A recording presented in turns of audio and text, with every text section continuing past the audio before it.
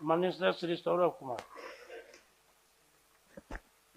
महोदय, ये जो प्रश्न ग्रामीण कार्य विभाग से किया, ग्रामीण विकास विभाग से किया गया था, इसमें मेरे द्वारा कहा गया था कि अभी जो मनरेगा जो हमारी स्कीम चलती थी, जिसका नाम बदल के VGGRAMG हो गया, उसी के तहत ये सवाल है कि ऐसा इसमें है कि मुखिया जी के द्वारा मनरेगा के थ्रू राशि खर्च करने का प्रावधान है। तो मैंने लिखा था कि 15 लाख का प्रावधान है, विभाग ने लिखा नहीं 10 लाख तक का प्रावधान है। तो ये जो पहला मेरा ये प्रश्न है कि जो 10 लाख की प्रावधान है, अभी महंगाई बहुत बढ़ गई है, इसको कम से कम 15 लाख कर दिया जाए।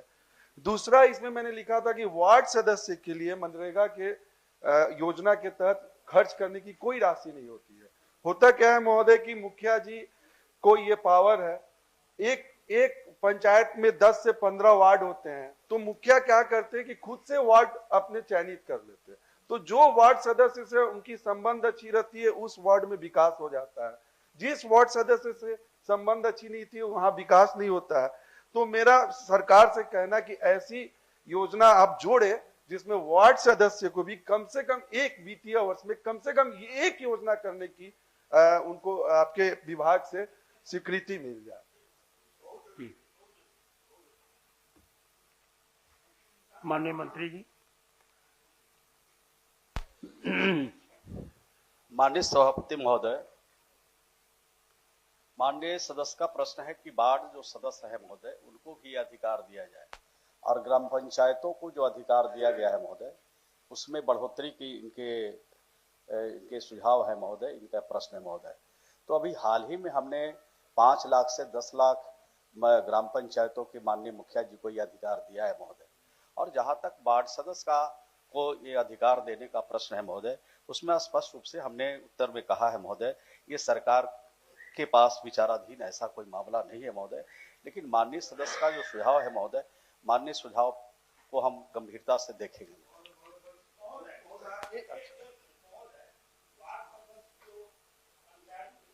एक पंचायत में लगभग 12 से लेके 15-18 तक वार्ड है।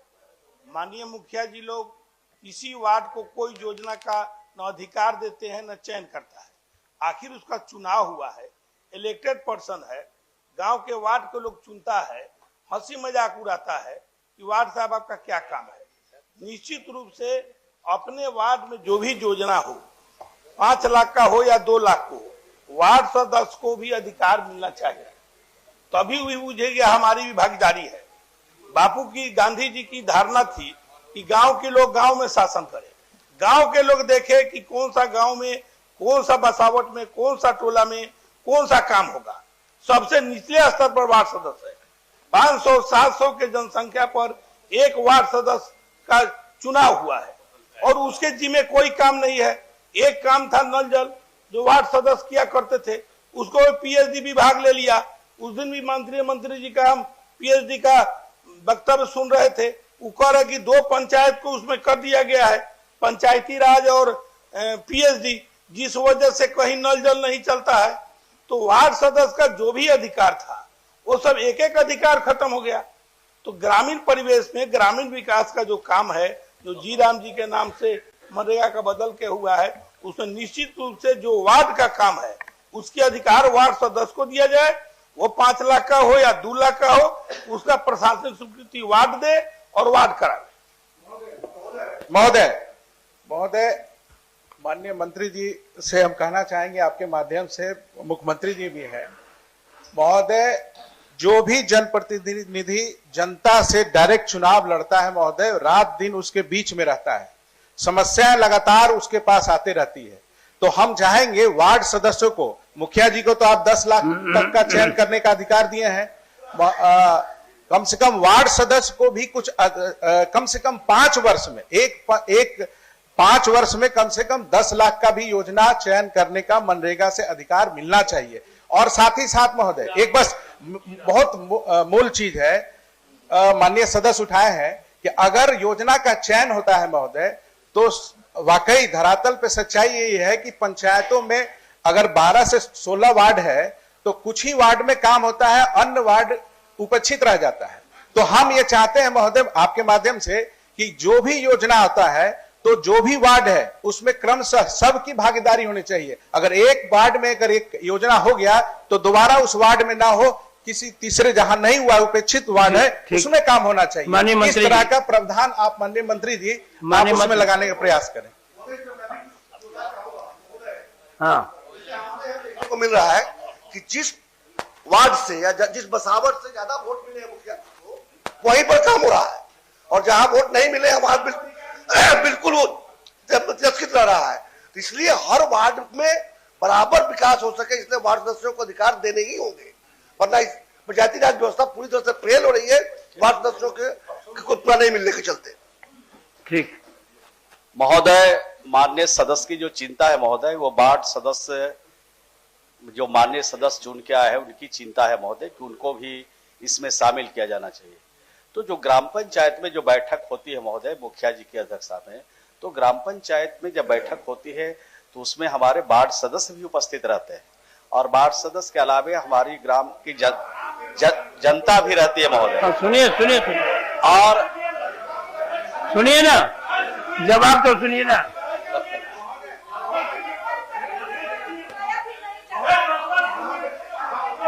तो बात तो मेरी पूरी होने दीजिए। मैं एक माननीय सदस्य के प्रश्न का जवाब दूंगा महोदय, थोड़ा धैर्य रखिए। तो ग्राम पंचायत में जो बैठक होती है महोदय, ये सब माननीय सदस्य को मालूम है कि ग्राम पंचायत में आम जनता भी आती है महोदय, और वार्ड सदस्य भी उसमें आते हैं महोदय। तो जब वार्ड सदस्य और ग्राम पंचायत की जनता आती है, मुखिया जी बैठक करते हैं, तो सामयिक रूप से सभी वार्डों की योजना लेते हैं। और सैदा बाबू ने कहा कि मुखिया जी मनमानी करते हैं कि वो जिस वार्ड में उनको अच्छा वोट मिला है उसी का वो योजना लेते हैं। तो इसकी मैं समीक्षा करा लेता हूं महोदय, और माननीय सदस्य को अगर कोई परेशानी दिक्कत नहीं हो तो अगर लिख के दे दे तो हमको समीक्षा करने में ज्यादा सहूलियत होगी, और तुरंत उसकी समीक्षा करा लेते हैं। और जहां जहां इस तरह की बात माननीय सदस्य के संज्ञान में अगर दे देंगे तो हमको ज्यादा सहूलियत होगी। ऐसे सदन में ये प्रश्न आया है तो पूरी तरह से राज्यभर में इसकी समीक्षा कर लेंगे। अगर इस तरह की बात हुई है तो निश्चित रूप से उनके खिलाफ जांच करा के कार्रवाई करेंगे। और जहां तक वार्ड सदस्य को यह अधिकार देने का सवाल है, तो मैंने इनकार नहीं किया महोदय, मैं इसकी भी समीक्षा करूंगा और समीक्षा उपरांत आगे निर्णय लूंगा। ठीक, अब क्या हो गया? तब पता चलेगा कि मंत्री जी ने कहा कि उसकी समीक्षा मैं करूंगा। इन पेपर होना चाहिए, इन कैमरा होने चाहिए बैठकें। हाँ। सभापति महोदय, एक्चुअली पंचायत की जो मीटिंग होती है विकास के लिए, या मुखिया जी की अध्यक्षता में जो मीटिंग होती है, और पंचायत जो सचिव रहता है सभी वार्ड का स्कीम लेता है, इसमें नो डाउट वो लिखता भी है, लेकिन वही तक मीटिंग तक ही रहता है। और पूरे 5 साल बीत जाने के बाद किसी वार्ड में उसका टाइम आता ही नहीं कि उसमें विकास हो। विषय यह है सेलेक्टेड योजनाओं को चयनित करना, सेलेक्टेड लोगों का काम करना। ये पंचायत में वार्ड सदस्य का मतलब एक तरह से वो अमृत प्राण हो गया है। मेरा एक सरकार से आपके माध्यम से मेरा आग्रह होगा माननीय मंत्री जी से कि 15 कमीशन का पैसा हो, चाहे टाइट का पैसा हो, चाहे अनटाइट का पैसा हो, चाहे छठम वित्त का पैसा हो, गवर्नमेंट ऑफ इंडिया का पंचायती राज अधिनियम एक्ट में अधिकार भी है, नियम भी है, उसके बार बार समीक्षा होते रहता है, और बार बार समीक्षा होने के उपरांत जो प्रॉब्लम होता है उसमें सुधार भी होता है, सरकार करती भी है। तो आज सदन में इतना प्रमुख ये मुद्दा है, इतना बड़ा इशू है त्रिस्तरीय पंचायत का, चूंकि कचरा वही साफ करेगा, कूड़ा वही साफ करेगा, गांव की गली वही बनवाएगा, नली वही बनवाएगा। अगर आपदा और विपत्ति आ जाती है जब, तो वार्ड ही बेचारा काम करता है। वहां इंजेक्शन भी पोलियो का हो, चाहे अभी कोरोना आया था, कोरोना में सब कोई घर में था, वही बाहर निकल के सारा काम करता है। इवन सरकारी जो काम होता है, चाहे चुनाव का हो चाहे कोई काम, अगर सरकार काम लेती है तो उसमें काम भी करता है, लेकिन जब काम करने डेवलपमेंट की बात आती है तो सिलेक्टेड लोगों का ही होता है। ये बात बिल्कुल फैक्ट है। इसलिए माननीय मंत्री जी से मंत्री ने कहा है समीक्षा करने के लिए एक स्पष्ट इसमें एक मीटिंग हो जाए। एक ही बात आती है बार बार। और सभापति महोदय, आपके माध्यम से माननीय मंत्री जी से मेरा आग्रह है कि एक स्पष्ट इसकी मीटिंग करा के कि फिजिकल वेरिफिकेशन करा के सरकार के स्तर से 15 और 16 का 6वें वित्त का टायर्ड और अनटायर्ड का दोनों का एक स्पष्ट चिट्ठी चले जाए कि हर वार्ड में काम हो। इतना जैसे 5 लाख रुपया मिला तो 50,000 दीजिए भाई। कौन कहता है कि 50 लाख दीजिए? आप पैसा बढ़ा दीजिए। तो हम कोई डिमांड नहीं कर रहे हैं, कोई माननीय सदस्य। उसको काम उसके वार्ड में मिले, ये सुनिश्चित सरकार करे कि हर वार्ड में उसको काम मिले। प्रश्न मेरा था नहीं, वार्ड सदस्य का आखिर दायित्व क्या है? वही उसका क्या दायित्व है? ये प्रश्न लाया आखिर गया। उसका चुनाव क्यों? प्रश्न आने के बाद माननीय मंत्री जी ने वो कहा एक मेरा इसमें पूरा हो समीक्षा जाए। करेंगे। जी नहीं, मंत्री जी ने बोला लिख के देने के लिए। जब ये प्रश्न सदन में ही आ गया तो लिख के देने की जरूरत क्या है? लिख के देने का मतलब इसमें और कुछ बात है तो लिख के दीजिए। महोदय देखिए, 24 सदस्य है, 80% वोटर हमारे वार्ड सदस्य होते हैं। जिस तरह से आपने 10,000 दे के अपनी जीत सुनिश्चित कर दी, अगर आप हमारे वार्ड सदस्य को प्रति वित्तीय वर्ष में 5 लाख दे देंगे तो हमारी भी जीत सुनिश्चित हो जाएगी। मंत्री जी, तो हमारे पे संज्ञान लिया जाए।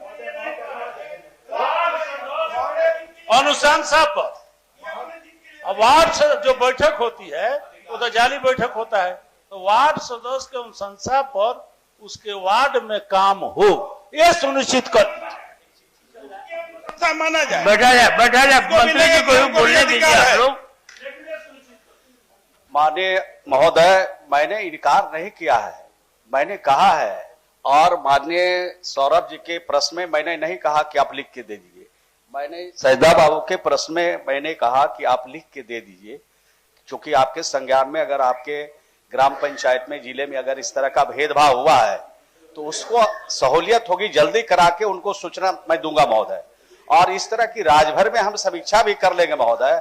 और माननीय सदस्य और सदन जो चिंतित है महोदय वार्ड सदस्य के बारे में महोदय, तो मनरेगा के काम में जो नियमावली है महोदय, तो अब तो नियमावली बदलने वाला भी है महोदय। अब तो 1 अप्रैल से नियमावली भी बदलेगी। वी राम जी योजना जब आएगी महोदय तो उस नियमावली के हिसाब से कार्रवाई होगी। लेकिन माननीय सदस्य की जो चिंता है उसकी समीक्षा करूंगा और जब आवश्यकता होगी तो भारत सरकार को पत्र भी लिखूंगा।